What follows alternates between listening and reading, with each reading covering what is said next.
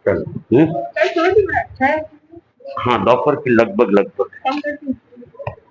मंदिर से यहाँ नहीं आगे यहाँ नहीं नवरात्रि बाद फ्राइडे कौन सा बोल है अभी 10वां बोल 10 चल रहा है अमृत और मूड का संबंध कैसे नाटक ही हुआ था ना सिस्टम वाला हो गया था अवस्था हो गई थी अब अमूर्त और मूर्त का संबंध कैसे अमूर्त यानी जो दिखता नहीं मूर्त यानी दिखता कर्म आत्मा पर अनादि काल से चिपके हुए है कोई भी संसारी आत्मा कर्म के बिना एक क्षण भी संसार में नहीं टिकती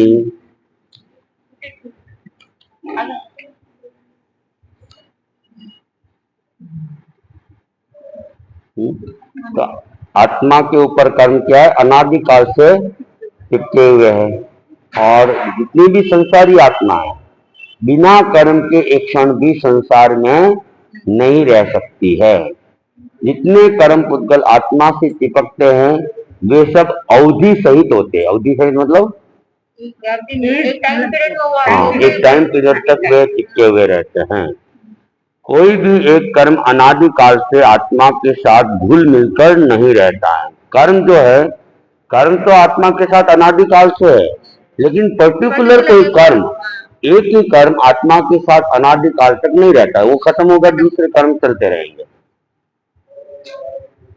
फलतः हमें यह कहना होगा कि आत्मा से कर्मों का जो संबंध प्रवाह रूप से अनादि और भिन्न भिन्न व्यक्ति रूप से साधी है तो प्रवाह रूप से तो कर्म क्या अनादि काल से आत्मा के साथ में चिपके हुए हैं लेकिन व्यक्ति रूप से अगर अपन देखेंगे तो कर्मों की आदि है प्रारंभ भी है और वो उसका अंत भी है तर्क शास्त्र का यह नियम है कि जो अनादि होता है उसका कभी अंत नहीं होता यह हम जानते हैं कि आत्माएं अनादिकालीन कर्म बंधन तोड़कर मुक्त होती है इसका समाधान इन शब्दों में हो चुका है कि आत्मा और कर्म का संबंध प्रवाह रूप से अनादि है व्यक्ति रूप से नहीं है मतलब कि शादी का मतलब प्रारंभ आदि सहित स आदि शादी जिसकी आदि है आदि से युक्त है वह शादी तो कोई भी कर्म जैसे अभी हमारे कर्मों का बंधन हो रहा है तो ये उसकी आदि है और जब तक वो बंधा हुआ है जब वो बंध फल देके खत्म हो जाएगा अंत हो जाएगा तो हर नया नया कर्म हर समय बनता जा रहा है तो जो बंधा है वो एक दिन खत्म हो जाएगा दूसरे बनते जाएंगे तो वैसे तो अनादिकाल से आत्मा के साथ में कर्म बनते जा रहे हैं लेकिन कुछ टूटते हैं दूसरे बनते हैं दूसरे टूटते हैं तो इसलिए कर्म अनादिकाल से भी आत्मा के साथ है लेकिन कोई एक ही कर्म अनादिकाल से नहीं है वो तो फल दे के चला गया दूसरा आ गया फिर दूसरा एक प्रश्न है अचेतन और रूपी कर्म पुद्गल चेतन और अरूपी आत्मा से कैसे संबंध करता है यद्यपि आत्मा स्वरूपतः अमूर्त है तथापि संसारी आत्मा का स्वरूप कर्मावृत होने के कारण पूर्ण रूपेण प्रकट नहीं होता है अतएव संसारस्थ आत्माएं कथनचित मूर्त भी मानी जाती है ये कह रहा है कि जब आत्मा तो क्या है अचेतन है या जो अचेतन है जो चेतन नहीं है एवं रूपी जो कर्म पुद्गल है कर्म पुद्गल क्या है अचेतन भी है और रूपी भी है अजीव भी है और रूपी भी है तो ये जो कर्म पुद्गल जो रूपी भी है जड़ भी है अचेतन भी है वे चेतन यानी कि जो चेतना युक्त है जीव है और जो कि अरूपी है तो उसके साथ में कैसे संबंध करेगा तो यद्यपि आत्मा स्वरूपतः तो अमूर्त ही है तथापि संसारी जो आत्मा है वह स्वरूप कर्मावृत होने के कारण, कर्मों से आवृत है, तो कर्मों से आवृत होने के कारण से वो पूर्ण रूप से चेतन प्रकट नहीं है। अतएव संसारस्थ आत्माएं कुछ रूप में किसी दृष्टिकोण से मूर्त भी मानी गई है, क्योंकि उसके ऊपर मूर्त पदार्थों का आवरण आया हुआ है। कर्म का संबंध इस कोटि की आत्माओं से ही होता है, और जिन आत्माओं के साथ पहले से कर्म जुड़े हुए हैं तो वो कुछ रूप में हम उसको रूपी ही मान लेते हैं। यही कर्म को आकर्षित करते हैं। जो आत्माएं सर्वथा अमूर्त कर्म मुक्त हो जाती है उनसे फिर कर्म संबंध नहीं कर पाते हैं। जैसे जो मोक्ष में चली गई है उनके कोई कर्म है ही नहीं, तो उनके अब किसी प्रकार का कर्मों का बंधन नहीं हो सकता है। इसका सार इतना ही है कि कर्मयुक्त आत्मा के कर्म लगते हैं, कर्म ही कर्म को खींचते, ये हम कह सकते हैं कि कर्म ही कर्मों को, जैसे हमारे जो कर्म है वो फल दे रहा है, तो उस फल के साथ में जो जो हमारी भावधारा बनेगी उसके आधार पर वापस दूसरे कर्मों का उपार्जन हो जाएगा। ये पूछा जा सकता है कि आत्मा के पहले पहले कर्म कैसे लगे, पर जब हम आत्मा एवं कर्म की पहल निकाल ही नहीं सकते क्योंकि उनका प्रारंभ है ही नहीं, तब श्री गणेश कैसे बतलाए? इसका समुचित उत्तर यही है कि आत्मा और कर्म का संबंध अपश्चानुपूर्वी है, अर्थात वह संबंध ना तो पीछे है और न पहले है। जब से आत्मा है तब से कर्म उसके साथ में जुड़ा हुआ ही है, कोई पहले भी नहीं है, कोई पीछे भी नहीं है। यदि कर्मों से पहले आत्मा को माने तो फिर उसका कर्म लगने का कोई कारण नहीं रहता है। कर्मों को भी आत्मा से पहले नहीं मान सकते क्योंकि वे किए बिना होते नहीं है, और आत्मा के बिना उनका किया जाना सर्वथा असंभव है। इन दोनों का एक साथ उत्पन्न होना ही अयौक्तिक है। अयौक्तिक मतलब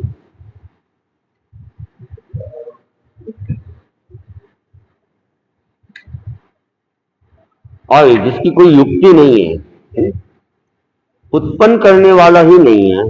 पहले तो उन्हें उत्पन्न करने वाला ही नहीं है। दूसरे में कल्पना करो कि यदि ईश्वर को इनका उत्पादक मान ले तो भी हमारी गुत्थी सुलझती नहीं है।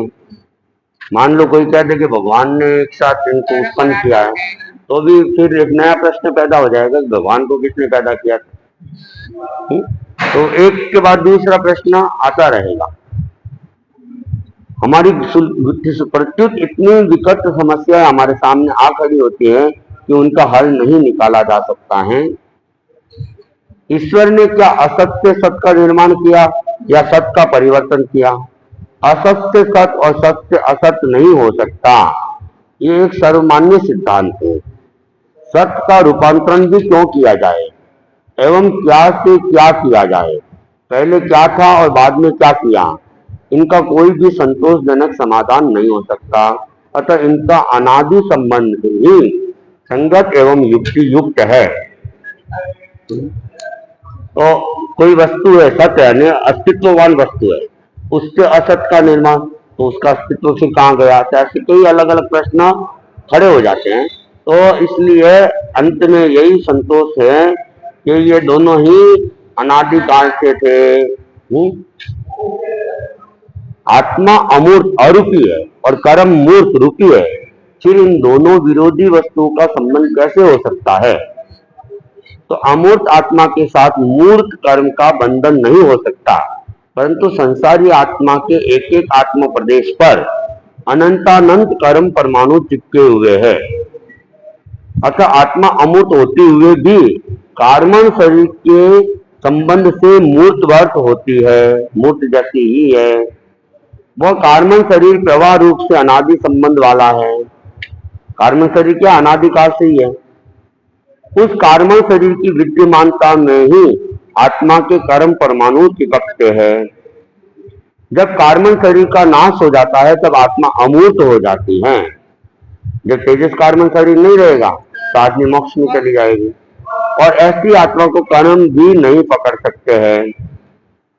तात्पर्य है कि जब तक आत्मा में कर्म का बंध का कारण विद्यमान रहता है तब तक कर्मण शरीर के द्वारा कर्म पुद्गल आत्मा के साथ संबंध कर सकते हैं, ठीक है ना, अन्यथा नहीं। यद्यपि मुक्त आत्मा यदि पुद्गल व्याप्त आकाश में स्थित है, जो मुक्त आत्मा है वे आत्मा भी कहा है जो पुद्गलों से व्याप्त है, भरा हुआ आकाश, वहीं पर वे मुक्त आत्मा है, किंतु उन आत्माओं में कर्म बंध के कारणों का अत्यंताभाव है। लेकिन उसमें क्या है, उन आत्माओं में कर्म के जो बंधन के कारण है वो बिल्कुल ही नहीं है, अत्यंत ही अभाव है ही नहीं।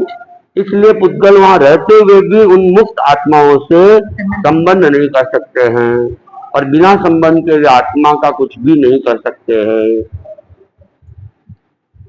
जो पुद्गल आत्म प्रवृत्ति द्वारा ग्रहण नहीं किए जाते, यों ही लोक में फैले हुए हैं, उनमें फलदान की शक्ति नहीं होती है। संसारी आत्माओं में कर्म बंध का कारण विद्यमान होता है, अतः कर्म पुद्गल आत्मा के द्वारा ग्रहण किए जाते हैं तथा उन पुद्गलों का आत्मा के साथ एकीभाव होने से उनमें फल देने की शक्ति आ जाती है। तो अपने क्या चारों ओर है ना, लोक में कर्म तो भरे हुए, लेकिन वे कर्म पुद्गल कोई फल नहीं देते। जब तक आत्मा उसको ग्रहण नहीं कर लेती, चिपक नहीं जाता, उसके बाद ही वो फलदान दे कर सकेगा। अतः कर्म पुद्गल आत्मा के द्वारा ग्रहण किए जाते हैं तथा उन पुद्गलों का आत्मा के एकीभाव होने से उनमें फल देने की शक्ति आ जाती है और वे यथा समय अपना फल देकर आत्मा से अलग हो जाते हैं, और जब फल दे दिया अपने आप ही हट जाएंगे।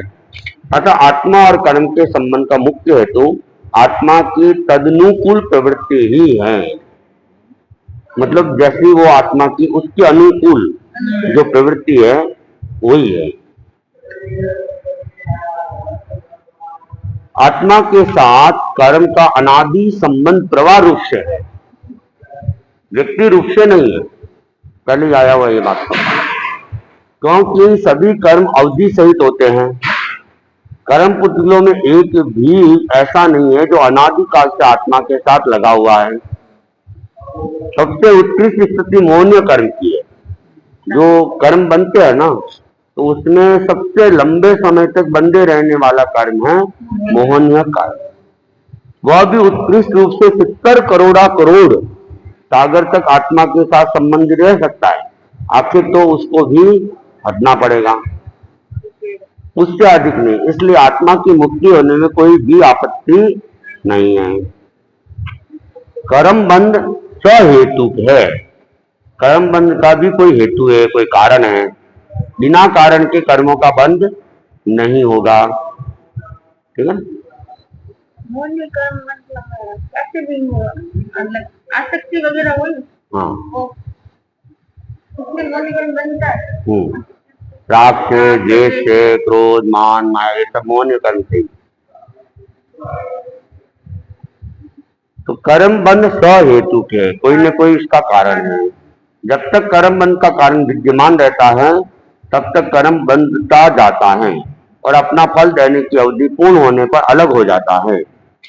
जब आत्मा कर्म बंध का द्वार रोक देती है, कर्म बंध के कारणभूत आश्रयों का निरोध कर देती है, उस समय कर्म का बंध रुक जाता है और जो कर्म पहले से बंधे होते वे उदय में आकर नष्ट हो जाते हैं या उदीरना से उदय में लाकर नष्ट कर दिए जाते हैं और तब आत्मा की मुक्ति हो जाती है। एक तो संवर कर दिया, अब कर्म आ ही नहीं रहे, पहले से बंधे हुए, या तो उसको भोग लिए जाएंगे या उसको तपस्या के द्वारा हम जल्दी जल्दी बुला के उसको नष्ट कर देंगे और फिर मुक्त हो जाएंगे।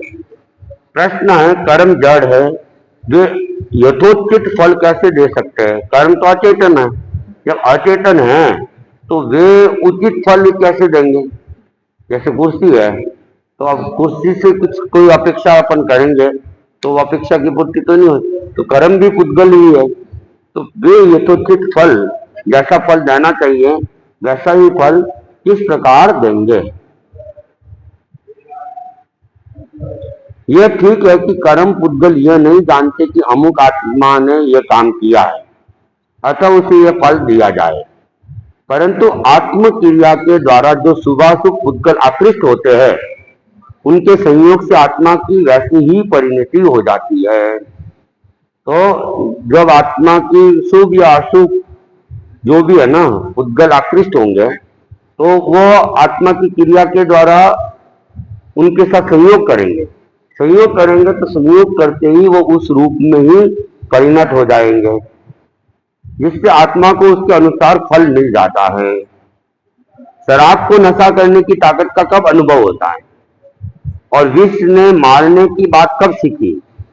फिर भी शराब पीने से नशा होता है, विष खाने से मृत्यु, पथ्य भोजन आरोग्य देना नहीं जानता, और दवा रोग मिटाना नहीं जानती।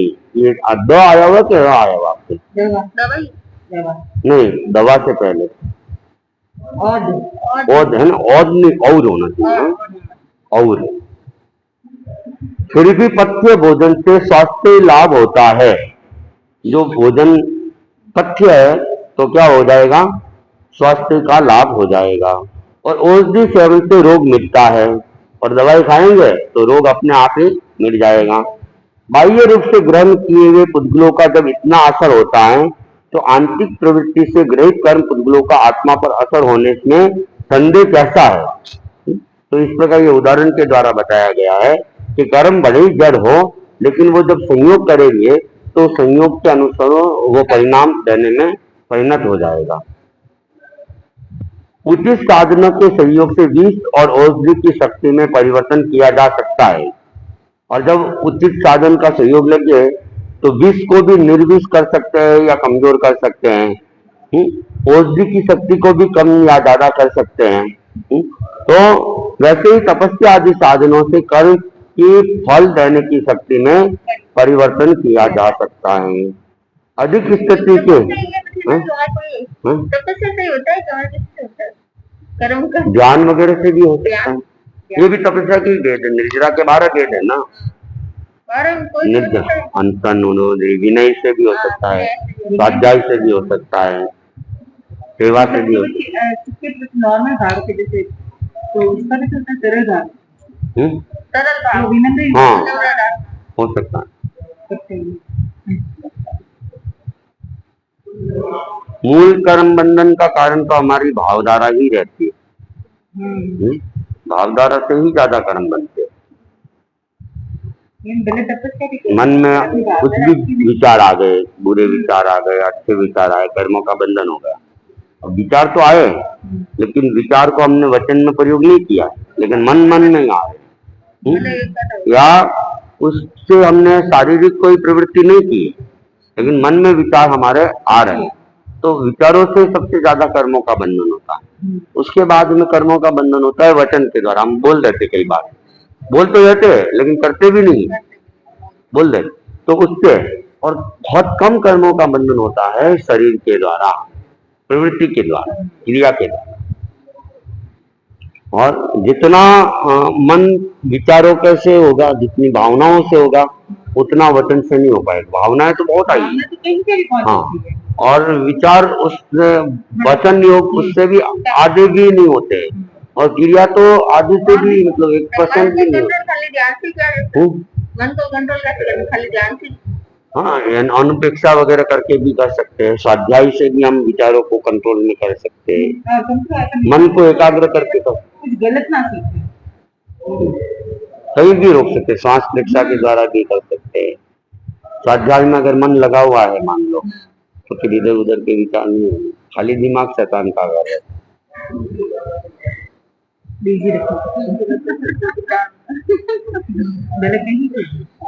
अपन जैसे काम भी कर रहे हैं तभी अपन को नहीं होंगे। अधिक स्थिति के एवं तीव्र फल देने वाले कर्म में भी उनकी स्थिति और फल देने की शक्ति में अपवर्तना के द्वारा न्यूनता की जा सकती है। तो अधिक स्थिति के और तीव्र फल देने वाले कर्म भी हैं, तो उनकी स्थिति और फल देने की शक्ति को भी हम क्या कर सकते हैं? अपवर्तना के द्वारा उसको कम कर सकते हैं। प्रश्न, प्रत्येक आत्मा सुख चाहती है, दुख नहीं, तो फिर वो पाप का फल स्वयं क्यों भोगेगी? तो है तो लंबा ही है, चलो फिर